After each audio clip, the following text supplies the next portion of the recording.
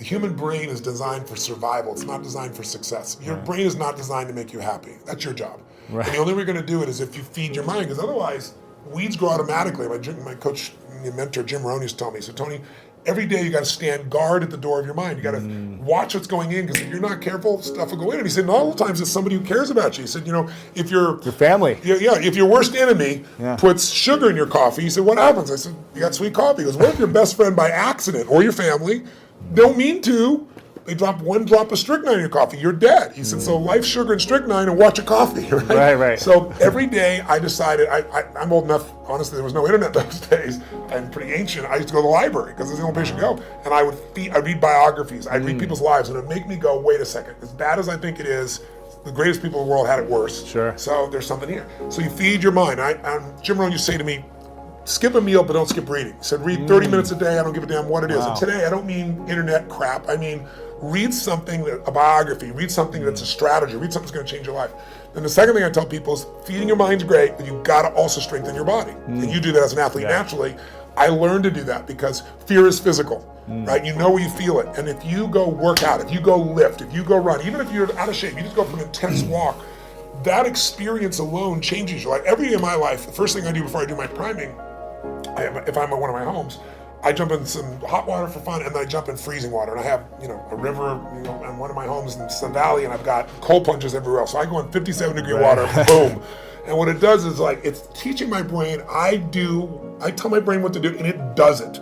It doesn't feel like it, doesn't want to do it, and every cell in your body is alive, right? So it doesn't have to be 2 hours worth of something. It can be something you do for 30 seconds, but it's training your body to be strong, because a strong body creates a strong mind and vice versa. Yeah. The third thing I tell people is find a role model.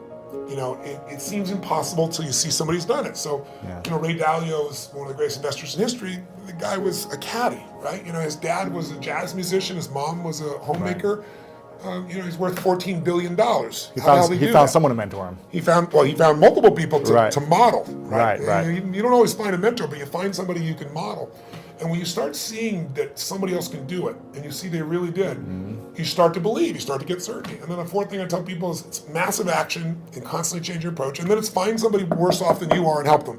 Because when you do that, it gets you out of yourself. And that's what I really have people do. That's what we do at Thanksgiving. We have our basket brigade where 2 million people get fed. Amazing. Not the one I do, the one that I get people to do. And it's amazing. People go in there and they see, my God, I thought my life was tough, but look at this person's life. It makes you appreciative. It puts life in perspective. I've discovered that some rules will never break. And the reason is, if we break them, we believe we'll get massive amounts of what? And those rules, for example, I call threshold rules. You should put this in your notes. There's certain rules we believe we must never break. Certain things we believe we must do always, because if we don't, we're going to get massive pain. Massive pain. So, for example,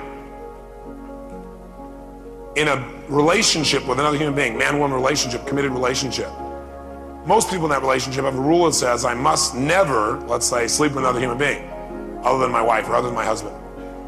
For other people, that's a should not. Is that true? Yes or no? Which means the must never person would have so much pain, it would just absolutely destroy them to do that themselves. So that's why they never will.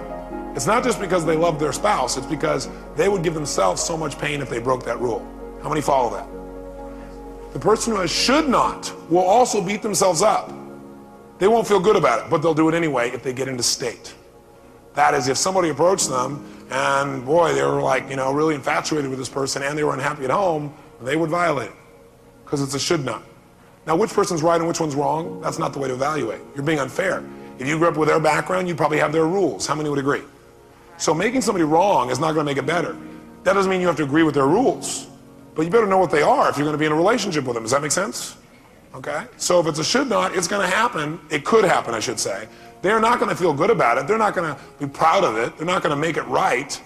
But they're going to also say, yeah, but I need my needs to be met, and I really love them. It doesn't mean I don't love my husband, but this person here really loves me and gives me the attention I need, or wife, or whatever.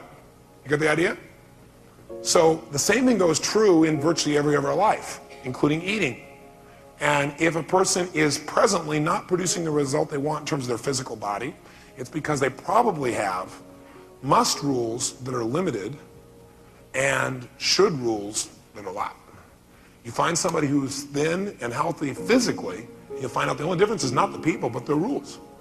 Because the person who's thin has a lot of must rules around how they need to be healthy, and probably only a few shoulds. Well, let's find out if that's really true by doing an example. Okay, so it's not right or wrong, because when you see what this is, it'll really probably help.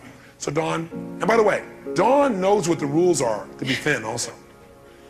If I ask Dawn, what must a thin person do to stay thin or healthy, she can tell me, but those aren't her rules. But they may become her rules. She may decide to change her rules once she identifies them. So let me tell you the word I've discovered. I listen to people, right? And whenever they're going along, when they said there's something they would never do, I noticed they use the word must a lot.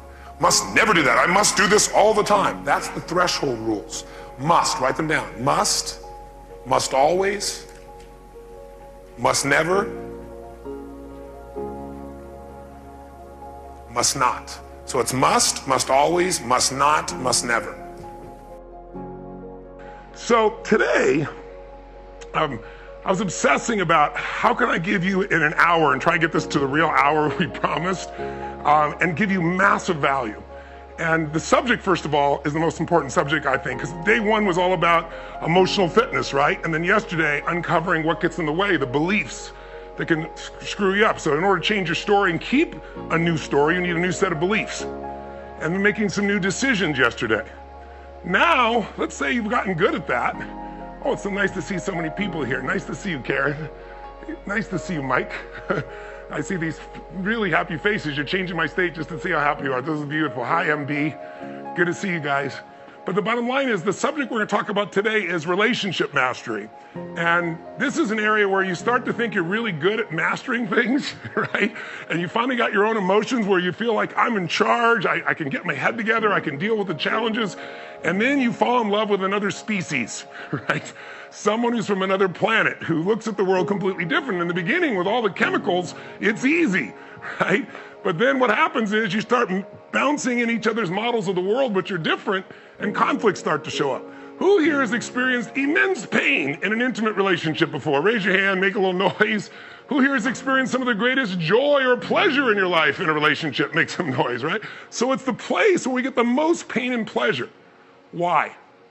The reason why is, remember the other day I mentioned to you the deepest fear all human beings have? There's two primary fears. Yes, we're afraid of rejection, we're afraid of pain, we're afraid of loss, we're afraid of not looking good, but the two primary pains they all come down to is number one, the fear that we're not enough. In fact, in your original stories, on the very first day, so many of you, your old story was, I'm not enough, or worried you're not enough. And that is not because there's something wrong with you, it's the human experience. When we're born, what do you got to do to be loved when you're a baby? What do you got to do? Come on, guys, what do you got to do? Nothing.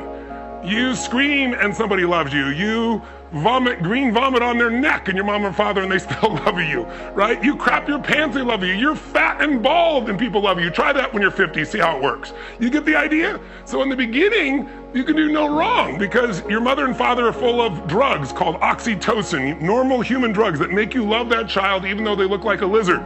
Right? But you think they're the cutest thing in the world. Have you ever seen a mom who didn't think their child was absolutely perfect, no matter what the child looks like, right? So have this first experience where everything in our life was, we're just loved no matter what. And then one day the oxytocin wears off. And that's a rough day, right? Because when the oxytocin wears off, all of a sudden, you do the same thing you did before, but instead of someone loving on you, they yell at you. Or they smack you, or what's worse than being smacked or yelled at? They ignore you. And so really the secret to all this, I'm seeing some people saying they're not getting the sound, guys, so I'm seeing some motions here from lots of people on Zoom. So I'll slow down just for a second. I'm seeing there's no sound. Help unmute Tony. Is it back? Are we back, guys? Awesome, thanks for the feedback. This is why it's good to have visuals. So anyway, the bottom line is, if we're going to be able to feel or deal with our lives, this fear comes because as a child we get left for nothing, and then one day the oxytocin wears off, and now we're not paid attention to or yelled at, as I started to say, I hope you heard it, or we're ignored. And so that produced fear in your body. And so the fear everybody has is I'm not enough, and if not enough, I won't be loved. And many of your stories are all the ways you're trying to be enough to be loved. So who can give you more pain, more fear in your body? What can take a giant warrior to their knees? Loss of love from someone whose love they crave. right? To feel like you're not enough for the one you crave. Who's ever felt like you were not enough for someone whose love you desire deeply here? Say, It's one of the worst feelings in the world. But we can change it if we understand it's not about chasing someone else. It's not about getting them to behave a certain way or treat you a certain way. The state of the union, the way in which you interact with another human being, the state of the union is your state. You have to own 100% responsibility. You go, Tony, but I'm with a jerk, I'm with an idiot. If you're truly with someone who doesn't share any of your values, is really unkind, then it's time to make a move. And so you're full of biological potential that won't be realized unless you move yourself around in the world into different challenging circumstances, and that'll turn on different circuits. So it's not merely that you're incorporating information from the outside world in the constructivist sense. It's doing that which resonates with your heart, that provides some quality of service to others. When you're doing that, in my life, I help people to change their lives. And when I do that, love, happiness, and inspiration are perfumes you can't sprinkle on others without getting a few drops on yourself. Your days are the pockets and instruments of genius. Get those right, your life will take care of itself. You got to detach a little bit when these things are, when you're training, detach a little bit. And see what is going on in your mindset. See what red flags that you can see, what things will make you aware of the fact that your nerves or your adrenaline and you're feeling yourself clenching your fist. Okay, so I'm clenching my fist. Be aware of it so that you can change it, so you can adjust it. And put yourself into these scenarios and escalate them so they get harder and harder and harder and worse and worse and worse until you start to get control of these things.